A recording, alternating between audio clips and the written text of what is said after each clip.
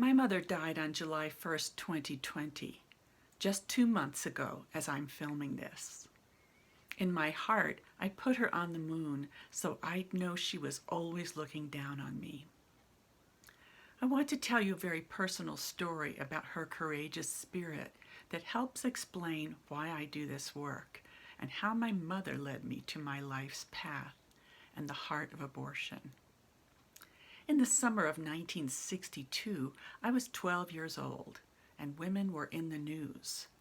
Marilyn Monroe had just died of a drug overdose, and Sherry Finkbein, the star of Romper Room School, a popular children's TV show, wanted an abortion. She had taken the drug thalidomide, not knowing about the terrible birth defects it caused.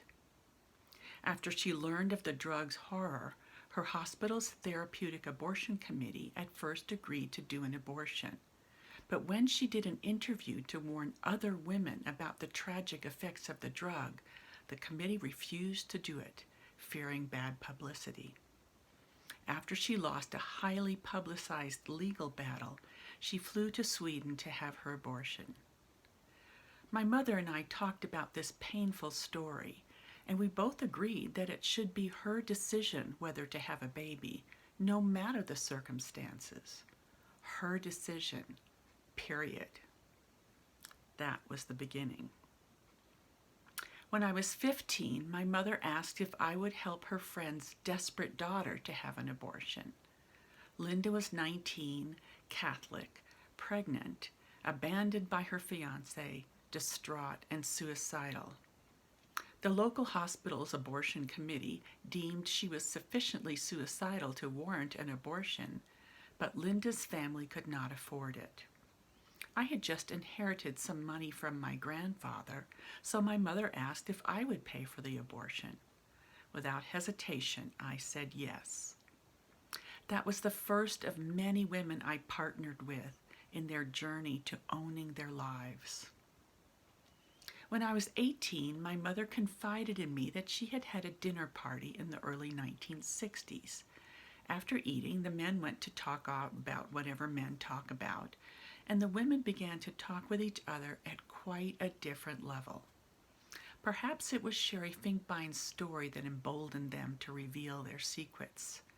As it turned out, they had each had an illegal abortion, each one of them. And then my mother told me her story, a story that shaped my life and the lives of many women that I have had the honor to travel together with on this journey of the heart. It was 1959 in Connecticut, and abortion was, of course, illegal. Even birth control was illegal. My mother had taken on the care of my newly unemployed stepfather's 3 troubled kids, along with her own 3 children. Times were tough. Chaos and stress reigned in the household. My stepfather was angry and alcoholic. When she realized she was pregnant, my mother was furious, beyond hope, and desperate. There was no way she could add another child into this not at all well-blended family. One night, secretly, trembling and afraid, she took a knitting needle and pushed it up inside her until she began to bleed. Alone and terrified of dying, she called the ambulance, even though she knew she could be arrested. She was rushed to the emergency room, knowing that the only thing that mattered was not bringing another life into her troubled family. She risked it all. Out of love for her children, she risked it all. They did a D&C, and luckily she lived to tell me of her pain and fear, and of her love and courage and determination. Later on, she actually shared her story in public with a NARAL Speak Out, so I know I can share it with you. Years later, when I was in college in 1970, I took a course called The Politics of Women's Liberation. This set me on a path that formed the central foundation and burning passion of my life, a vision for a world in which women do not apologize for their lives and their dreams. In 1975, I moved to Texas following a woman that I had accidentally fallen in love with. As soon as I arrived, a friend, knowing of my vision for women and for the world, encouraged me to apply for a job as a counselor at the abortion clinic where she worked. I fainted when I watched my first abortion, but there was something that moved me too, something that told me I had discovered my life's work, the work of my heart. That was when I became determined that no woman should ever face this alone and in despair, the way my mother had.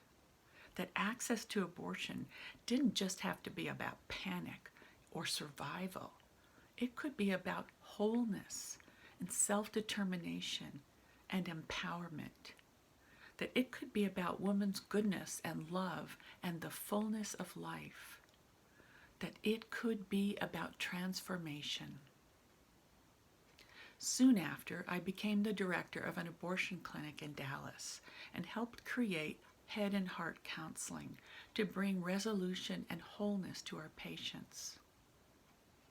I have been in this work for 45 years and have talked with hundreds of women, hearing their stories and hearing their hearts.